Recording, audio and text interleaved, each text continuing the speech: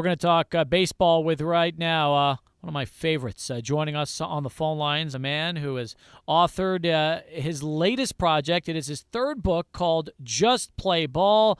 I am talking about former big leaguer who is also a member of the Baseball Hall of Fame, Joe Garagiola. And, Joe, it's a real pleasure to have you on here in El Paso. How are you today? I'm fine. We're hot, though. How hot are you guys down there? Oh, it's about 100 degrees right now, Joe. Oh, man, we're beating you by 15 runs.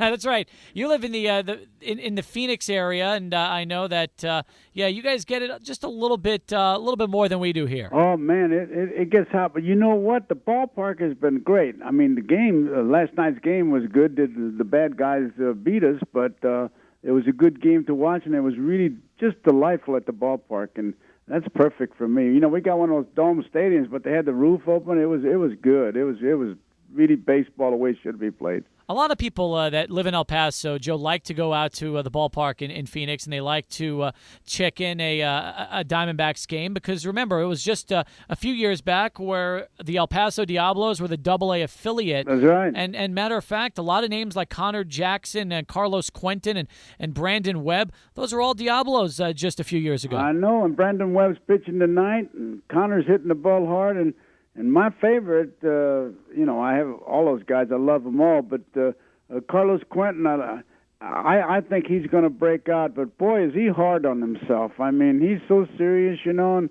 he's a good hitter, tremendous power, good arm. He's going to be all right. But right now he's struggling a little bit. And Webby's just been, when his sinker's working, boy, that's really something to watch. How much fun is it for you not only to live in the Phoenix area, but to still stay so close to the game of baseball after what's been, 6 or 7 decades for you now? Well, it's fun for me because I do 15 of the broadcasts on Saturday when Mark Grace goes to do his Fox work on some of them, and then Matt Williams fills in. And I love it because when I sit there, like last night, I was watching the game. In fact, they put the camera on me. I didn't know it, and I got a call today. Said, "Man, you had your game face on last night." I said, "Well, we had a win." And, I get into it. And the thing I like about the broadcast, of course, is, you're around it. And if something happens on the field, I can go ask the guys. And that's what the book is all about is, you see things in the stands, and you don't know what's going on. Like, short one would be, and I got it in the book, Joe Torre. He gets called out at second base, Tom Gorman, and they're talking, and Joe is sitting down, and they're just talking like two guys. And here Gorman's got him out, and then all of a sudden they start laughing, and Torre is safe. And the next day I asked Torre, I said, "What was going on out there?" He said, "Well," Gorman said, "you're out." And I said, "I don't think so." He said, "Oh, now come on. You know he put the tag on you. The ball was here ahead of you. You're out." I said, "I don't think so." "What makes you so sure that you're not out?" He said, "I'm sitting on the ball." That's the kind of thing that and incidents that I love.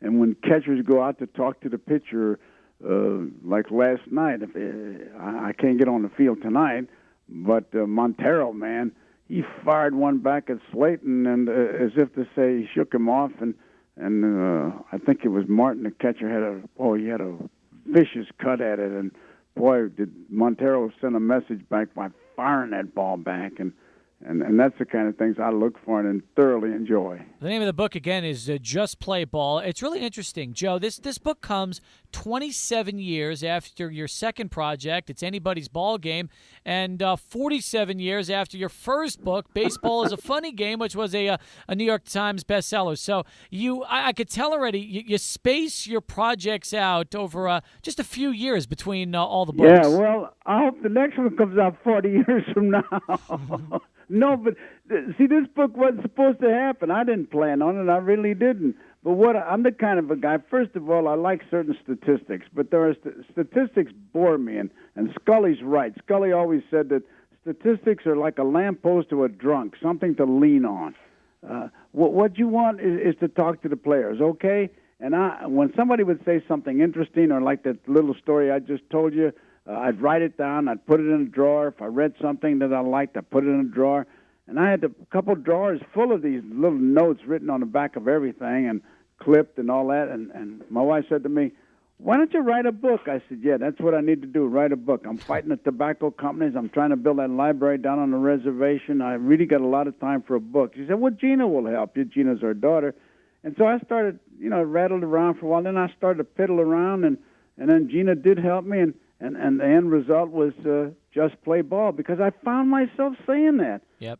Why don't these guys just play ball? That's all. When we pay, we want them to play ball. I don't want to hear about this guy did and this guy didn't. So that's how it started. So as far as planning, no, I didn't plan that.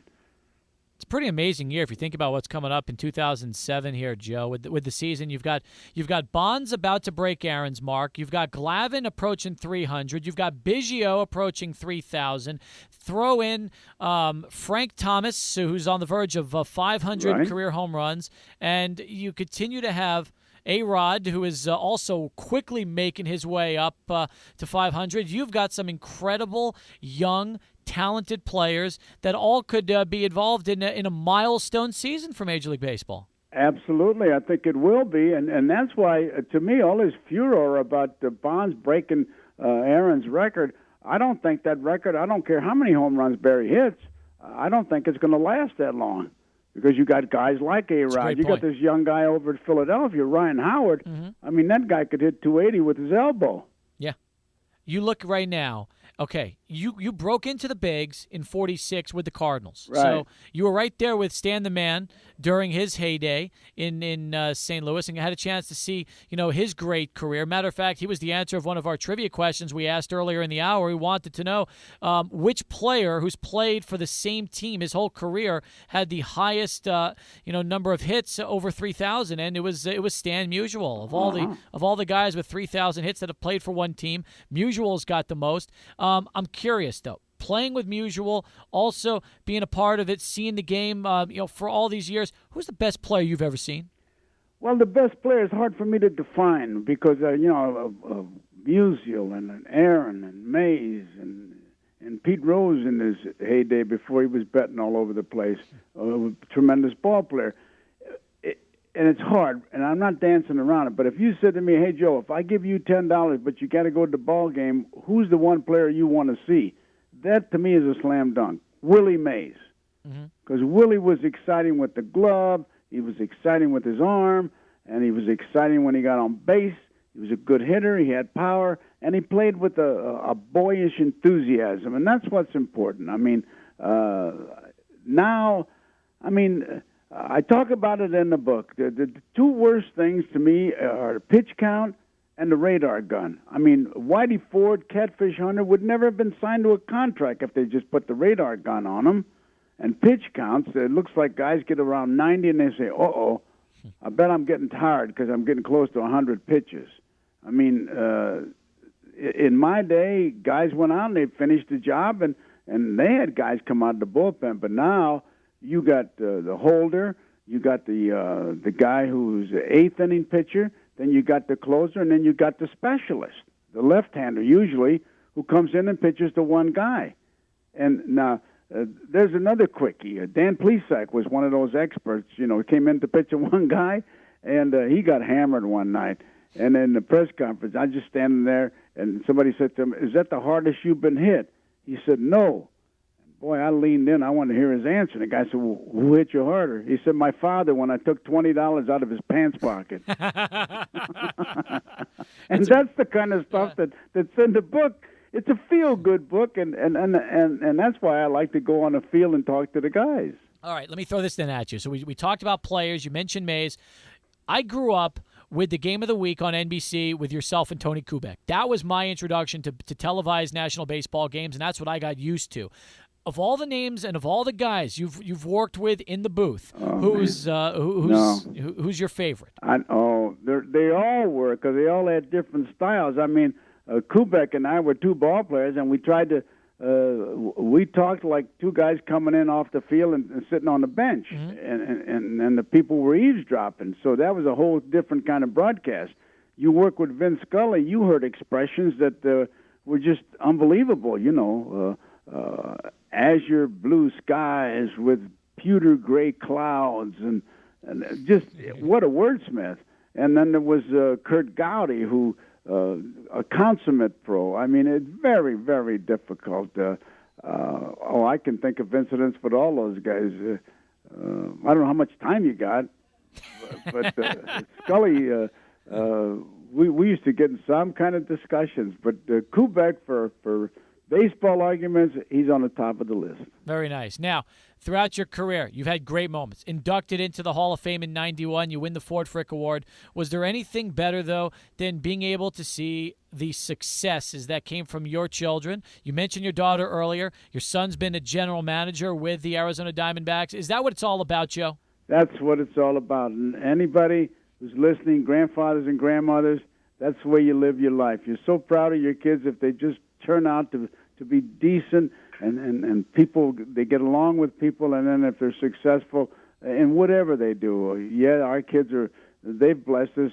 Joe's now in the commissioner's office. Our second guy, Steve, is on television in Detroit, and Gina writes for Guidepost. So when we sit around, I mean, you just feel it. And I was gone a lot. You know, when I was in New York, the merry-go-round got spinning, and I happened to be on it, and I was doing the Today Show and the Tonight Show and game shows, and in fact, it's kind of funny, but it's also tragic. I came home one day, and my wife Gina was then in grade school, and Audrey says, "It's Daddy, Gina," and she says, "What channel?" When she said that, I thought, man, when your kids think you're on tape, it's time to take inventory. Good point. The name of the book, once again, is Just Play Ball. It's just out as well from Joe Garagiola. Joe, it's been a real pleasure getting a chance to talk a little baseball with you, and let's do it again down the road. Oh, you got a deal. You just call me. If I'm not here, leave it on my answering machine. Your producer, what's his name? Quentin something. Quentin Martinez. Yeah, Quentin Martinez. He's very efficient, and he's got my number. We'll talk, and we'll talk about that. We'll talk about spit tobacco, which we got to get out of baseball somehow because those tobacco companies are going after our kids. We got to fight them. So you call me, I'll be there. We'll do it, Joe. Take care of yourself, and thanks again. Okay, God love you. Bye. Joe Garagiola, folks, joining us here on Sports Talk. 48 after the hour. We'll come back and wrap up our second hour in a moment. Sports Talk continues only on News Radio KROD.